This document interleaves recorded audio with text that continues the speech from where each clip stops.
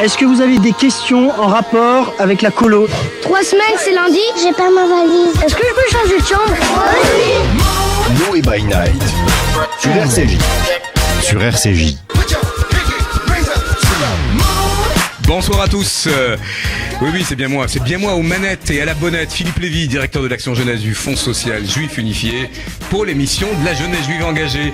Alors on va retirer les lunettes de soleil, mais on l'a vu, il fait très chaud en ce moment. Lunettes noires avec mes petits binocles de quadra. Et je vais d'emblée saluer alors toutes celles et tous ceux qui sont autour de moi. Je peux vous assurer que ce soir, vous allez en apprendre sur l'engagement de ces jeunes, à travers le prisme de plein d'engagements, plein d'initiatives. Alors, c'est l'homme au chapeau, on ne le présente plus, même s'il l'a enlevé parce qu'il fait vraiment chaud dans le studio. Salut Michael Sherman. Salut, comment ça va? Un habitué du plateau. Magnifique, on est là.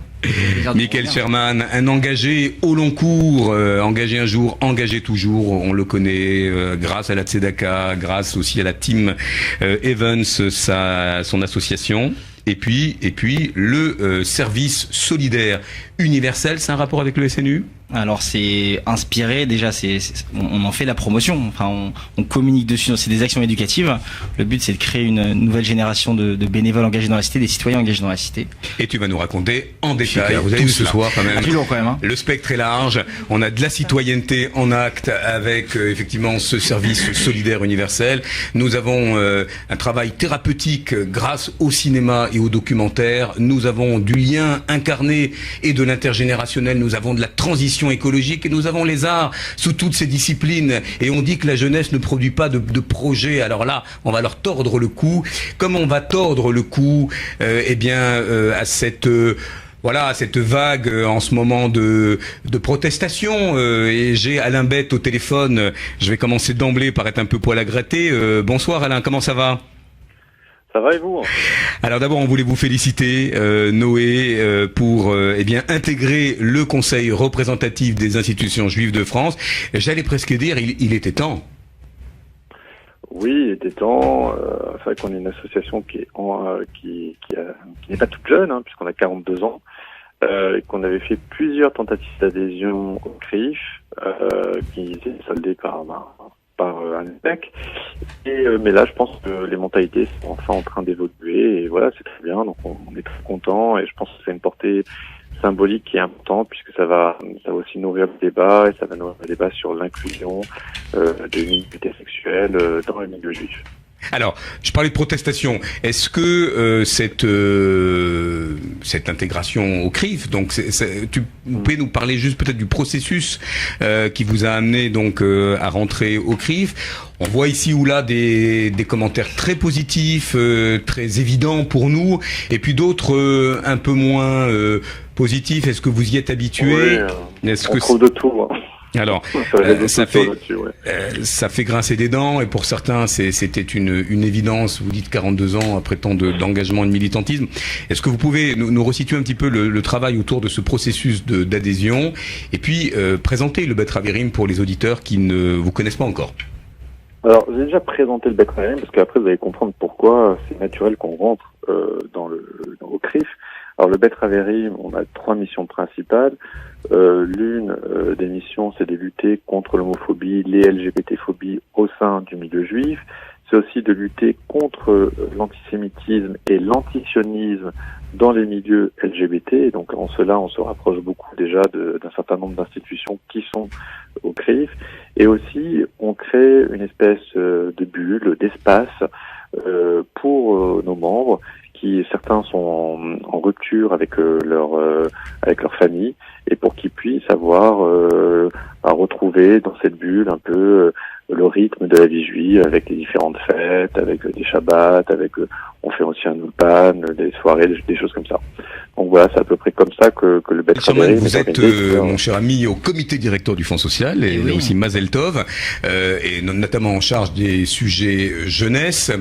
Cette adhésion au CRIF, vous l'avez suivi de près. Est-ce que c'est un symbole? C'est un symbole évidemment, et puis je pense que dans le prolongement démocratique d'une institution comme le CRIF, c'est une très bonne chose. Ne ressassons pas le passé, je pense qu'on en faut voir vers l'avenir. On est en 2019, le CRIF a intégré avec la majorité des voix le Betravérim. Je connais Alain très bien, on était hier pour la francophonie. Le Betravérim est investi dans la cité, est ancré dans la cité. C'est un simple prolongement des choses. Il y a un modernisme du CRIF des institutions juives de France. Toutes les personnes qui voudront reprocher ou condamner ou se plaindre ont je pense la bouche clouée, et simplement voilà, maintenant on avance, et en novembre prochain, la prochaine AG, je pense, si je me trompe pas, voilà, le Betravérim. Maintenant faut voir dans le futur, je pense qu'il faut avoir de la vision pour la communauté juive, et c'est une très bonne chose. Et puis Alain est un citoyen engagé dans la cité, et à l'image de son association qui préside parfaitement, je pense qu'il y a un bel avenir. On va revenir à l'homme au chapeau qu'il a enlevé parce qu'il fait vraiment très chaud dans ce studio, et il s'agit de Michael Sherman. Alors Michael, on te retrouve toujours fidèle à toi-même, alors toujours sur tous les fronts, toujours avec une très belle mise. Je t'ai rarement vu en t-shirt et en savate. Hein. Alors après je travaille, donc je suis en costume, et puis après, non, c'est vrai que je suis en costume cravate assez souvent. De l'élégance. Alors moi je voudrais, Michael, que tu parles de ton actualité à travers Team Evans, et puis surtout ce service solidaire universel. Mais justement sur ce service solidaire universel, en quoi s'inspire-t-il du SNU, du service national universel que Gabriel Attal, le secrétaire d'État que tu rencontrais d'ailleurs à la jeunesse? Je l'ai vu 2-3 fois. Après on se croise parce que j'ai des engagements citoyens qui font qu'on est amené à se croiser, parce que c'est une personne, un homme politique et secrétaire d'État qui est engagé dans la cité. Donc sur tous les événements où il y a de l'engagement, en fin de compte c'est comme il est sur tous les fronts, donc je suis amené. Et il te consulte un peu? Non, oui, tu peux le dire, non? Non, pas nécessairement. Non. Après, je connais ses équipes et voilà. Donc, on discute sur l'engagement et sur la vision qu'on a de la France, mais c'est un dialogue. C'est pas. Alors, ce service. J'ai pas la prétention de dire que Gabriel Attal me consulte. Tu as quand même aussi un titre de conseiller régional jeune. Alors, ce qui est vrai, non. Avant le Fonds social, j'avais des engagements ailleurs que j'ai toujours. Au Conseil régional Île-de-France, c'est dans le cadre d'un mandat politique et bénévole de 2 ans, et on avait été saisi sur cette question de l'engagement. Donc on nous avait dit, vous, en tant que jeune, de 16 ans à 28 ans, à 26 ans, qu'est-ce que vous voyez pour vous l'engagement, qu'est-ce que vous voudriez pour demain? Et donc on avait été saisi avec un travail interrégional sur la question, et quand j'ai croisé au terme de ce travail interrégional de réflexion sur l'engagement, j'avais croisé Jean-Michel Blanquer, qui est le ministre de l'Éducation nationale, aux Amis du CRIF, qui est des événements, donc on a vraiment une communauté juive assez investie, ancrée dans la cité, où il y a du dialogue, des échanges, et grâce à la formidable initiative de Véronique Harari à Jeanneberg. On salue les Amis du CRIF. Je dois aussi ça. J'avais croisé donc Jean-Michel Blanquer, et je lui avais dit, je n'étais pas rentré dedans, mais c'est vrai que je lui avais posé des questions et que j'avais des questionnements. Et il m'avait introduit à ses équipes du SNU. Alors venons-en à ce service solidaire universel. Bien sûr. Est-ce que c'est une adaptation, je n'ose dire une copie du service national universel? Non, en fin de compte, c'est de l'engagement, c'est des actions éducatives, c'est des projets à échelle humaine dans des établissements scolaires, et le but c'est de créer de l'engagement. Donc l'engagement, ça peut être dans le sport, dans l'associatif, dans des petites associations, dans des grandes associations, dans des grandes fondations. Mais le but, c'est d'amener des valeurs de l'engagement et de présenter dans des établissements scolaires des personnalités engagées dans la cité. Sportifs, militants, députés, parlementaires. Et c'est ce qu'on a essayé de faire, nous, à l'échelle humaine. Alors le SNU n'était pas encore mis en place puisque les projets pilotes démarrent. Mais nous, on a voulu, 1 an à l'avance, ne pas perdre de temps. Si notre projet doit être cannibalisé, mais tant mieux, amen. C'est que ça marchera, et que quelle que soit la couleur politique d'ailleurs, le but c'est des valeurs universelles, c'est l'engagement. Dans tous nos projets, c'est ça le but aussi, c'est d'amener des vocations, de créer des vocations chez les jeunes et de créer des ponts entre éducation et associatif. Et c'est ce qu'on a fait avec 3 premiers établissements. Alors tu peux peut-être citer? Bien sûr, Yavne Marseille, Paul Fitoussi, conseiller d'éducation du Grand Rabbin de France, Raïm Corsia, qui est aussi un autre citoyen engagé dans la cité, et on avait placé avec les classes de seconde pour amener les jeunes en maison de retraite. Et on avait amené le souvenir français. C'est aussi un travail intergénérationnel. Tout se lie. Hein. L'écologie, c'est un des thèmes. Nous, ce qu'on veut, on aimerait mettre en place l'année prochaine, c'est un ramassage sur les plages. Enfin, il y a plein de choses possibles. Il y a plein d'idées possibles. C'est pour ça que l'échange et ouvrir le champ des possibles, c'est très intéressant. C'est très important. Et c'est aussi l'esprit Noé. Hein, c'est entre candidats, entre lauréats et futurs lauréats. C'est bien ce que je vous souhaite, de pouvoir matcher, comme on dit. Alors, le service solidaire, ça porte ses fruits avec 3 premiers établissements. Noé, avec grâce au soutien de Noé, avec Yavne Marseille, Beth Aaron dans le 13e, et un autre projet. Donc voilà, oui, on est juif, mais on est français aussi. L'école du numérique à Sevran, l'école des quartiers populaires, des jeunes en réinsertion professionnelle, des jeunes actifs, qui on leur fait venir le souvenir français pour parler des personnes qui ont été engagées, français quelle que soit leur origine, qui ont perdu leur vie pour la France, et les sensibiliser à ces actions. Et puis SOS Autisme, Olivier Catan, qui est partenaire de l'association, pour sensibiliser au handicap, aux différences, à l'insertion, qui interviendra en octobre prochain à Beth Aaron dans le 13e, et d'autres établissements qui suivront petit à petit. Et puis après, on utilise les bénévoles, tout notre réseau, même avec les jeunes actifs, pour les amener dans des événements. Le 8 juillet prochain, il y aura un hommage pour les forces de l'ordre, et on amène nos bénévoles donc du service solidaire, des jeunes qu'on a essayé de leur donner des petites valeurs, et on les invite sur nos événements, et puis ils aident, ils participent à leur échelle. Vous savez, des fois même remplacer un buffet, ramasser, etc.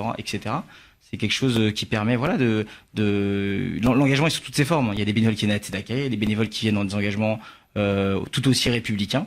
Et donc le 8 juillet prochain, au Conseil régional d'Île-de-France, on mettra des cadeaux aux orphelins de la police et des pompiers, avec Franck Serfati, mon ami de vigilance. Et voilà, le but c'est de créer des ponts, créer des liens, ouvrir le champ des possibles, et puis casser les préjugés. Parce que on peut avoir l'image d'un juif sectaire, mais en même temps être engagé dans la cité. Et puis on découvre des profils comme aujourd'hui, c'est enrichissant en fait. Qu'est-ce que tu penses des projets qui ont été présentés ce soir? Moi, je suis très impressionné. Doublement lauréat, Noé. Moi, je suis très impressionné parce que, c'est vrai qu'après chacun a son travail, on essaie de venir comme on peut, chacun apporte sa pierre à l'édifice. Mais que dans le cadre des études à n'importe quel âge, voir des gens comme ça qui donnent de leur temps, et puis aussi qui peuvent se griller, parce que des fois ça peut être vu d'une façon opportuniste, ça peut être vu, mais de voir des profils qui donnent de leur temps bénévolement, mais juste ça, je veux dire, c'est des ovnis les gens qui sont autour de la table. Je parle pas de moi, mais même toi, c'est rare, et il faut créer des vocations. Mais pour ça, il faut communiquer, il faut en parler, il faut inviter les gens, il faut garder les liens. Et c'est le but de Noé by Night. On est à quelques poignées de minutes de la fin de cette émission. Et Germaine, qui est un peu notre fil rouge, avec plein de projets dans sa besace. Surtout le 4 juillet sur le rooftop de l'Écuge, une soirée networking, jeunes actifs. Alors l'Écuge, pour ceux qui sont pas parisiens. L'espace culturel européen, juif d'Europe, l'ancien centre communautaire de Paris. Et pareil, une des preuves que toutes les associations peuvent se fédérer. L'AMIF, l'UEJF et des professionnels de RAJF autour d'une soirée networking pour jeunes professionnels, Bravo, c'est la fin de cette émission. Merci Philippe. Et on va vous souhaiter un très bel été parce que c'est la dernière. On se retrouve à la rentrée avec 2 émissions. On est toujours gratifié de 2 émissions par mois. Yes, il y aura toujours autant de monde, toujours autant d'originalité, d'inventivité. Et vraiment cette jeunesse, je vais engager. Allez, applaudissez-vous, vous êtes formidables et tenez-vous au courant pour savoir s'ils sont lauréats. Les résultats sont affichés lundi prochain. Shalom, bon été et à très vite. Salut.